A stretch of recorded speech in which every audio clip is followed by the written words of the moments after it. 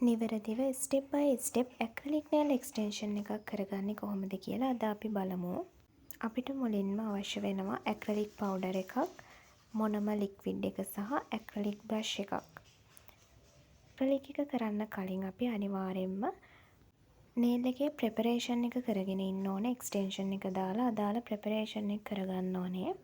Preparation එක කරගත්තට පස්සේ තමයි අපි ඇක්‍රලික් එක්ස්ටෙන්ෂන් එක කරගන්නේ. මුලින්ම අපි ඇක්‍රලික් බ්‍රෂ් එක මොනම ලික්විඩ් එකේ හොඳින් පොඟව ගන්න ඕනේ. බ්‍රෂ් එක හරියාකාරව හදාගෙන ඉවර වෙලා ඇක්‍රලික් පවුඩර් එකට අපේ ඇඟිල්ල ආධාරයෙන් බැලන්ස් කරගෙන තමයි ඇක්‍රලික් බ්‍රෂ් එකේ තුඩින් අපි ඇක්‍රලික් පවුඩර් එක අරගන්නේ. ඇක්‍රලික් පවුඩර් ඩොට් එකක් අරගෙන මම පැහැදිලිවම ඕගොල්ලන්ට හරි ටෙක්ස්චර් එක පෙන්නලා දෙනවා බලන්න.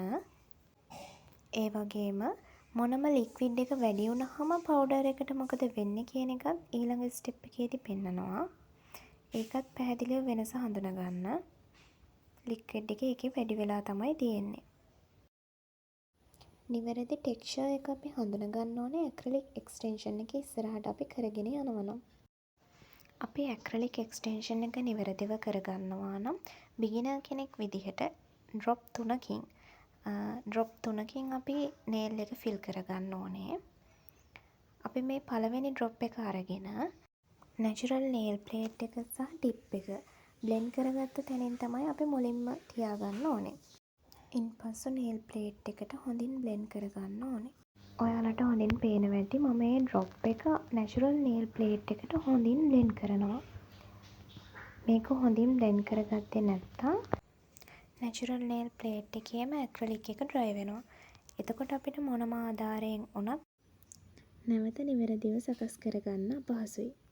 ඊළඟ පියවර විදිහට ඇක්‍රලික් එකේ දෙවන ඩ්‍රොප් එක අරගෙන කියුටිකල් ඒරියා එකට ආසන්නයෙන් තියලා එම ඝනකම හොඳින් අඩු කරගෙන හොඳට බ්ලෙන්ඩ් කරගෙන ඒක පල්ලෙහාට පළවෙනි ස්ටෙප් එකේ කරා වගේම හොඳින් බ්ලෙන්ඩ් කරගන්න ඕනේ.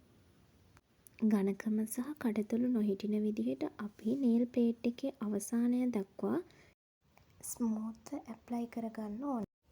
ඇක්‍රලික් එක nail එකේ හොඳින් ඩ්‍රයි වුණාට පස්සේ ෆයිල් එකක් ආධාරයෙන් අපිට එහි තියෙන අඩුපාඩු සියල්ල සකස් කරගන්න පුළුවන්. අද මම ඔයාලට අරගෙන ආවේ ඇක්‍රලික් nail එක්ස්ටෙන්ෂන් එකක් පියවරෙන් පියවර පහසුවෙන් කරගන්න විදිහ.